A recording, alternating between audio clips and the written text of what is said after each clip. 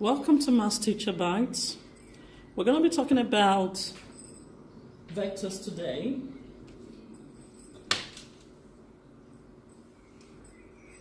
And what we want to talk about is actually the basics. This will enable us to solve questions in the exam, and then will make us to understand what we need to be able to make the most grades when it comes to exam questions.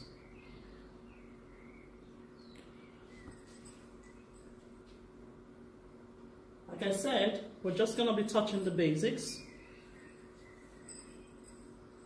If I were to go from A to B, I would have to draw an arrow indicating that I'm going to B, like this. So, vector A to B, having that direction, could be rewritten as just vector A there. Okay? If I want to go from B to C, I would need an arrow indicating that I'm going to C. So, going from A to B and going from B to C can be rewritten that way. If I don't want to write it this way, A to B and B to C, I could write my vector A and my vector B. However, the resultant vector, which is from A to C, is of such that we need to add vector A and B together. Why would we add? Because if I were to get from A to C, I've got to actually move from A to B and then B to C. And because the directions are facing the same way, the vectors are facing the same direction, I've got to add both of them up. And so A to C is same as vector A plus vector B, which gives your vector C. Now that is the basics of vectors. Now we're going to practice with an example. Looking at that hexagon,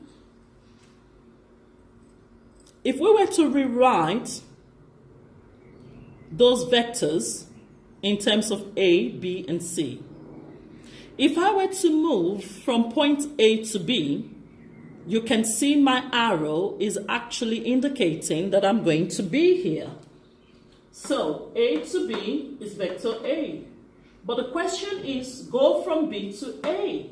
So I've got to reverse the direction, and I'm going to have a negative A as the solution. If I were to go from B to C, that's a positive B. But because I'm moving from C to B instead, I've got to reverse the sign to have a negative B. Same with D to C as well.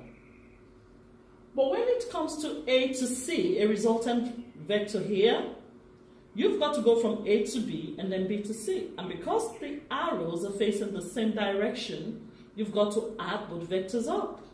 And so you have vector A and vector B to get from A to C. If you look at A to D, the same thing. You've got to add A to B and to C because the directions are all facing the same way. So that's how to rewrite those vectors in terms of A, B, and C. The next example I shall be displaying, I would advise you pause the video and try and solve them yourself. Try and solve them yourself. After some minutes, you can then mark, and hopefully you would have gotten most of them right, if not all the questions right.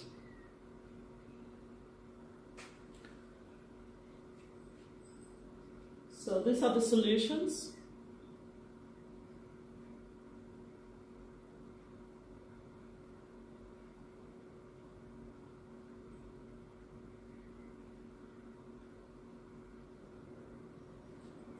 if you look at that diagram, A, B, C, and D, you can see that the diagonals intersect, and of course they should do. One of the properties of the diagonals of a parallelogram is that they bisect each other, and so it would mean from here to here is equivalent as from here to here. Because they bisect each other, they cut themselves into halves. So find in terms of B the vector going from D to B. If I want to go from D to B, I would face that direction because I'm going from D to B. And because from here to here is equivalent as from here to here, that's a B as well. So the face in the same direction, that's going to be a B, add a B to get me a 2B. And that will be the solution to that bit there. Find in terms of A and B the vector going from A to B. If I want to go from A to B, I could go from A to O, and then go from O to B to get me from A to B. Or I could go from B to O, O to A, to get me from B to A, and then I could reverse this to get me from A to B. So let's do the first one. From A to O, if I'm going from A to O, the arrow should be facing that way, but it's facing the other way. So it's going to be a negative A in terms of A. And then O to B is facing the direction as the normal way, which is from O to B. So it's going to be a positive B. So this will get me from A to B. Or I could write that as B, take away A. Now let's try the other way. If I want to go from B to O, from B to O should have been facing that way, but it's facing that way, so it's going to be a negative B. And then my O to A is facing the correct way. It's going to be a positive A.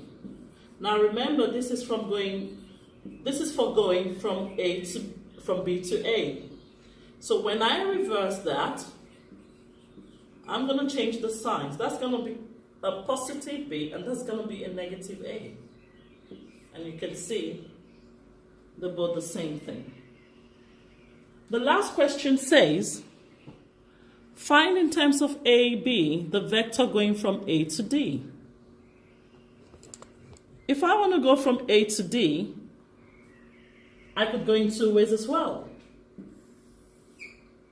A to D, I could go from A to O, and then O to D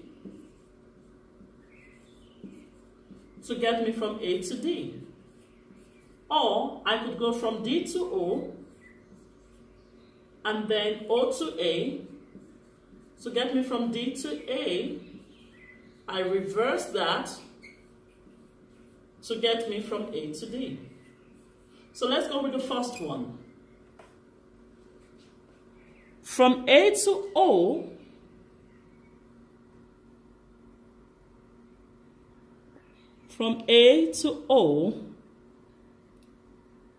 is facing another direction. So it's going to be a negative A. So my A to O is a negative A. My O to D is also facing a different direction, so it's a negative B. And that will get me from A to D for this question here. But if I want to do it the other way, I've done it that way. So if I want to do it this other way, D to O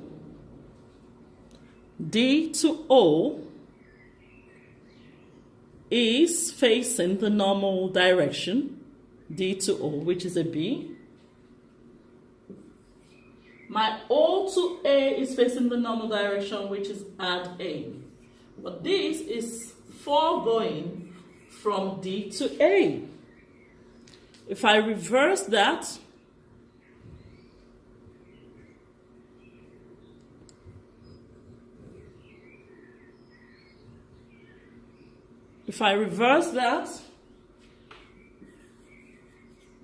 I'm going to have the positive B becoming a negative B and the positive A becoming a negative A. And this would be for A to D, which is exactly the same thing as negative A, negative B, and you have the same thing as this bit here. So clearly, it doesn't matter how you go about it. It doesn't matter how you go about it. You still end up having the same solution. You could decide to go using the reverse if you want. You could decide to go using the normal routine. Whichever you choose, it doesn't really matter. What matters is that you understand how to move. And that's basically about vectors, really. This hopefully would help to make understanding vectors better for us all.